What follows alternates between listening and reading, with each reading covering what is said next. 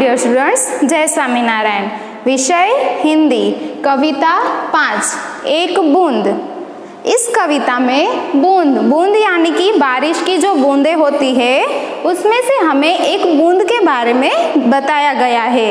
इस कविता में बूंद के माध्यम से हमें यह सीख मिलती है कि हमें जीवन में जो उतार चढ़ाव आते हैं उसकी परवाह ना करते हुए आगे बढ़ना चाहिए और हमारे जीवन का जो लक्ष्य होता है उसी पे हमें टके रहना चाहिए। तो चलो इस कविता को हम समझते हैं। ज्यों निकलकर बादलों की गोद से थी अभी एक बूंद कुछ आगे बढ़ी। बूंद बादलों की गोद से, यानी कि बूंद कहाँ पे थी? बादल के अंदर। अभी बादल में से वो बूंद बाहर निकलती है और आगे बढ़ती है। फिर देखो आगे क्या होता है। सोचने फिर यही झीमे लगी, क्यों घर में छोड़कर यूं कड़ी। वो बूंद बाहर तो निकल गई, अभी बार बार वही सोचती जा रही है। क्या सोच रही है वो?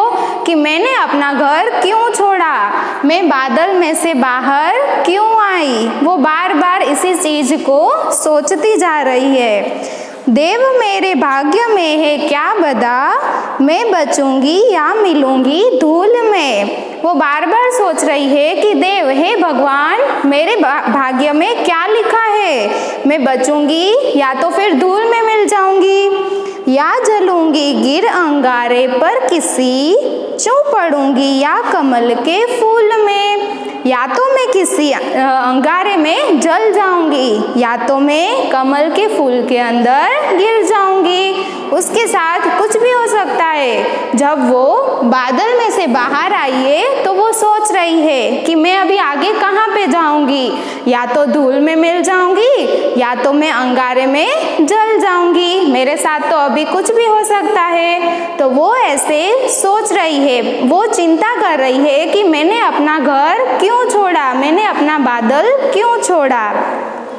बह गई उस काल एक ऐसी हवा, वह समंदर और आई अनमनी। फिर उसी काल यानी कि समय, उसी समय एक जोर से हवा आती है और वह जो बूंद है वो हवा में जाते हुए समंदर के अंदर गिर गई। एक सुंदर सीप का मुंह था खुला, वह उसी में जा पड़ी मोती बनी। अभी वो जब समंदर के अंदर चली गई तो समंदर में क्या था? एक सुंदर सा सीप खुला हुआ था, उसका मुंह खुला हुआ था और वह बूंद वो सीप के अंदर जा पड़ी। और जब वो बूंद सीप के अंदर गई तो वो बूंद में से क्या बन गई? मोती बन गई।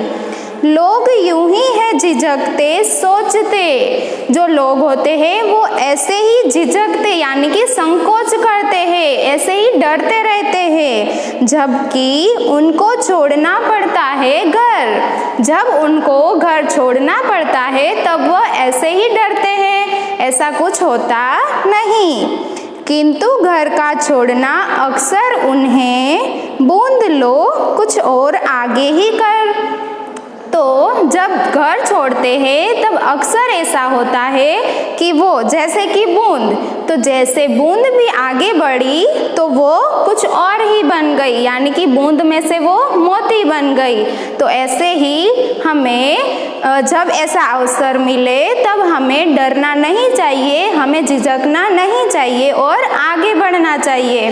तो बच्चों, इस कविता में बूंद के माध्यम से हमें बताया गया है कि हमारे जीवन में जो भी अवसर आते हैं, यानी कि ऐसा कोई मौका आता है कि हमें आगे बढ़ना होता है, तो हम क्या सोचते हैं कि मेरे साथ क्या होगा, फिर हम रुक जाते हैं। तो ऐसा न करते हुए हमें आत्मविश्वास के साथ आगे बढ़ते रहना चाहिए। धन्यवाद।